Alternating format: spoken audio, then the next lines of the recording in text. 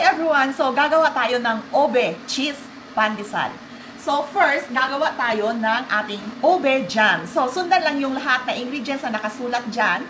I-mix mo yan lahat in medium fire. Pagkatapos yan, sa huli, ilagay mo yung iyong salted butter. Okay, next is mag-slice tayo ng cheese para ma-prepare na natin ang lahat before tayo magsimula. Okay, so ngayon, to start with, maglagay tayo ng 1 cup white sugar. 1/2 cup yung aking sukatan, kaya 2 ang nilagay ko. 1/2 cup boiling water. 1 cup tap water. 1 cup full cream milk. 1/2 cup vegetable oil. 1/4 teaspoon salt. 1 teaspoon ube powder or ube food color. 1/2 teaspoon ube flavor. I-mix lang natin. 1 egg. 2 tablespoon instant dried yeast. I-mix lang. 1 kilogram plain flour or all-purpose flour or bread flour. This time, ito yung panghalo natin para hindi tumalsik yung ating flour kung saan-saan pag ilagay na natin sa ating stand mixer. Pwede din ito i-mix by hand, manually. Bale, 10 minutes mo siya na i-knead hanggang sa makuha mo yung elastic na texture. Sa akin, kasi may stand mixer ako, sa stand mixer ko siya i-mix para madali yung trabaho. Okay, so ilagay na natin sa stand mixer.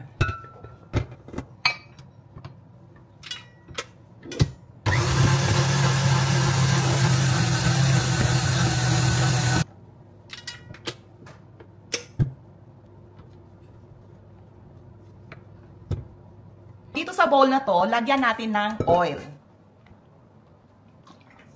Tapos, ikalat lang natin. Ilipat natin dito. Tingnan nyo yung texture niya.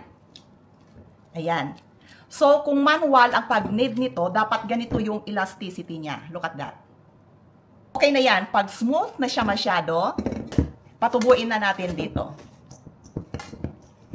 I-cover lang natin ng cling wrap. Ilagay natin sa warm place para madali siyang tumubo. Like 1 to 2 hours ang pinaka matagal, 2 hours. Pero 1 hour, pag mag-double in size na siya, okay na yon.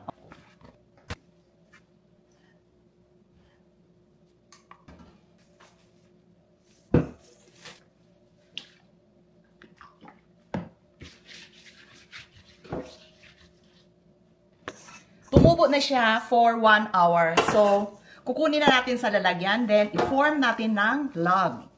Kagaya nito. Pagkatapos niyan, hati-hatiin natin kung ano yung desired nyo na size. Sa akin naman, kinikilo ko siya dahil binibenta ko. Ito ay order. So, sa akin is 75 grams each. Kikiluhin talaga para uniform yung sizes. I-flat mo isa-isa, then lagyan mo ng cheese at lagyan mo ng ube jam. Pagkatapos niyan, i-form mo siya ng bilog. Then, i-coat mo siya ng breadcrumbs at ilagay sa baking tray. Pagkatapos na lahat na mapuno mo yung baking tray, i-cover mo ng tea towel para i-proof mo na naman siya ng 30 minutes bago mo siya isalang sa oven.